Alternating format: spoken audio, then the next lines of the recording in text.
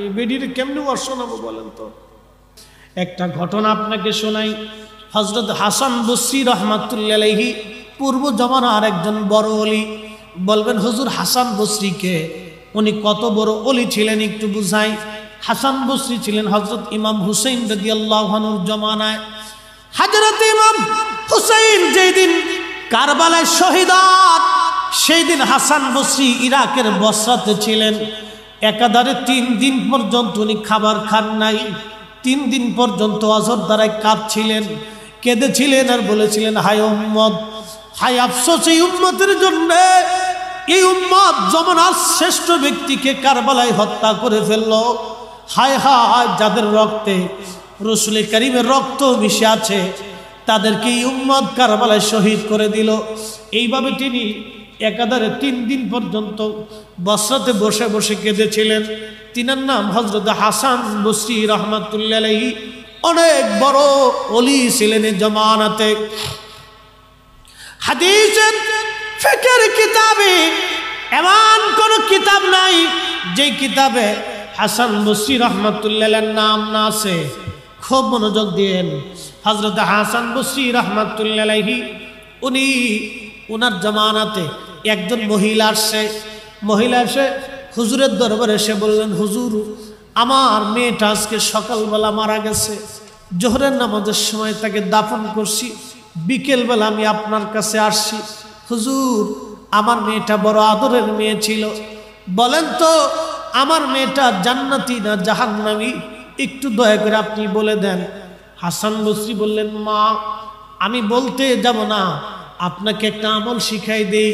ওই আমল করে রাত্রিবেলা যখন ঘুমাবেন আমার আল্লাহ আপনাকে স্বপ্ন দেখাই দিবে আপনার মেয়েটা জান্নাতি না জাহান্নামী। একবার জোরে বলেন সুবহানাল্লাহ। ও বাজান খুব মনোযোগ দিয়েন। এই এলাকার ভিতরে, এই আপনাদের এলাকার নাম কি? সাতক্ষীরা সদর।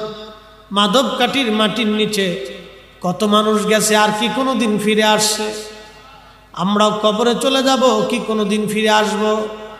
জিন্দেগি তোর যায় রে ফাঁকি দিয়া,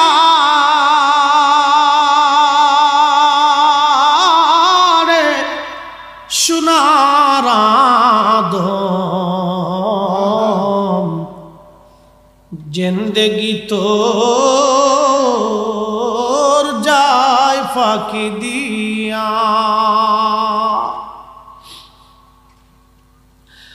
ও আদম রে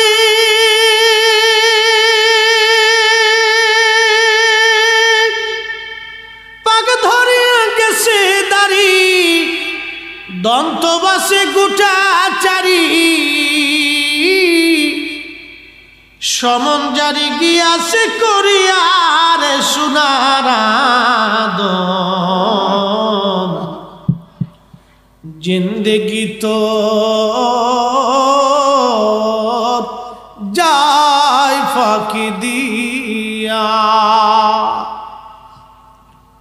ওই মা কবর থেকে দোয়ার আশায় বসে আছে, আমার খুকা করিম মাহফিলে গেছে, বুঝি কিছু দোয়া আমার জন্য পাঠাই দিবে।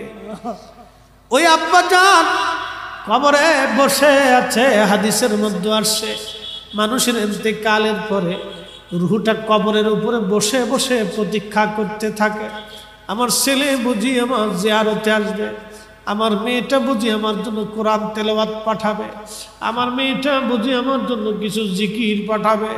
কিন্তু ছেলে মাহফিলের চারপাশ দিয়ে ঘুরে ঘুরে চলে গেল। ছেলেটা বাবার জন্য দোয়া করলো না, চারপাশ দিয়ে ঘুরে ঘুরে চলে গেল, কিন্তু মেয়েটা বাবার জন্য দোয়া করলো না, মায়ের জন্য দোয়া করলো না। ওই মহিলাটা কেঁদে কেঁদে হয়রান, হুজুর আমার মেয়েটা বড় আদরের ছিল, কবরে চলে গেছে, আমি মার কলিজায় মানে না, বলেন আমার মেয়েটা জান্নাতি না জাহান্নামী? হাসান বসরি রাহমাতুল্লাহি আলাইহি বললেন, মা বাড়ি চলে যান, একটা আমল দিলাম, এশার নামাজ আপনি পড়বেন, 4 রাকাত আপনি নফল নামাজ পড়বেন। প্রথম রাকাতে সূরা ফাতিহা, তারপরে সূরা তাকাসুর, দ্বিতীয় রাকাতেও তাই, তৃতীয় রাকাতেও তাই, চতুর্থ রাকাতেও তাই। এইভাবে আপনি 2 রাকাত করে 4 রাকাত আপনি নফল পড়বেন। সূরা ফাতিহার সঙ্গে সূরা তাকাসুর পড়বেন।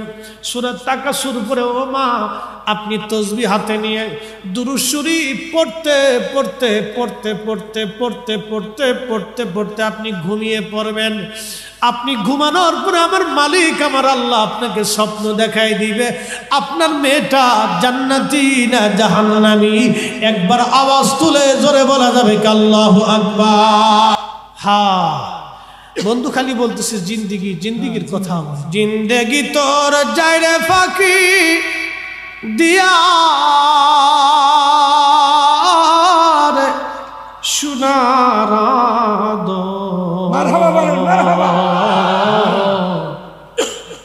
জিন্দেগি তোর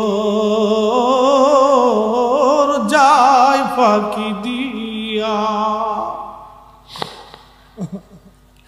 ও আদম রে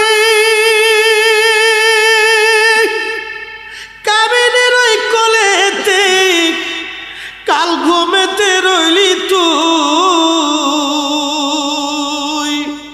কাবিনী মানে রাত্র, সারা নিশি কাটাইলি তুই ঘুমাইয়া ঘুমাইয়া রে সোনার আদম।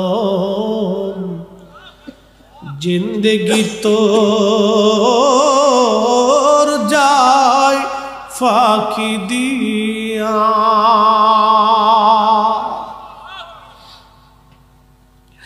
ও আদম রে পাক ধরিয়া গেছে দাড়ি দন্ত বসে গুটা চারি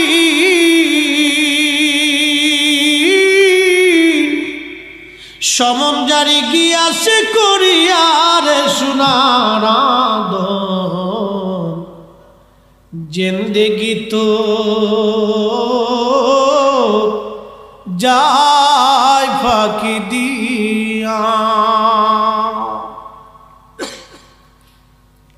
আরে যুবতী মেয়ে জাহান্নামে মা পেরেশান হয়ে গেছে। সকালবেলা ফজরের নামাজ পড়ে আবার দৌড়ে আসছে, হুজুর আপনার দেওয়া আমল অনুযায়ী করার পরে দেখেছি আমার আল্লাহ স্বপ্ন দেখাইছে আমার মেয়েটা জাহান্নামের লেলিহান শিখার ভিতরে দাও দাও করে জ্বলতেছে। মা মা বলে চিৎকার করেছে, আমি মার কলিজায় মানে নাই। হুজুর কি করতে পারি বলুন? হাসান বসরি কেঁদে দিয়ে বললেন, মা রে আপনি আপনার মেয়ের জন্য বেশি পরিমাণে সদকা দিতে থাকেন, সদকা। মহিলা চলে গেলেন। হাসান বসরি রহমাতুল্লাহি আলাইহি পরের দিন রাত্রিবেলা ঘুমিয়ে আসেন, স্বপ্নের ঘরে দেখেন একজন যুবতী সুন্দরী মেয়ে জান্নাতের রন্দে রন্দে পাহাড়ে পাহাড়ে উপত্যকায় উপত্যকায় জান্নাতের ভিতরে ঘোরাফেরা করতেছে, বাগানে বাগানে। ডেকে বলেন, এ যুবতী কে গো তুমি জান্নাতের বাগানে ঘুরো? বলে, হুজুর আপনি কি আমাকে চিনেন নাই? আমি সেই মেয়েটা যেই মেয়েটার জন্য আমার মা আপনার কাছে গিয়েছিলেন আমাকে দেখার জন্যে, খোঁজ নেওয়ার জন্যে যে আমি জান্নাতি না জাহান্নামী। হাসান বসরি বললেন, মা বলো তো তুমি জান্নাতে কি কারণে আসলা? মেয়েটা বলতেছে, হুজুর আমাকে যে এই গোরস্থানের মধ্যে দাফন করা হয়েছিল, এই গোরস্থানে 70,000 মানুষ কবরস্থ করা হয়েছে। আমি একা না, আর 70,000 মানুষ ওই গোরস্থানের মধ্যে ছিল।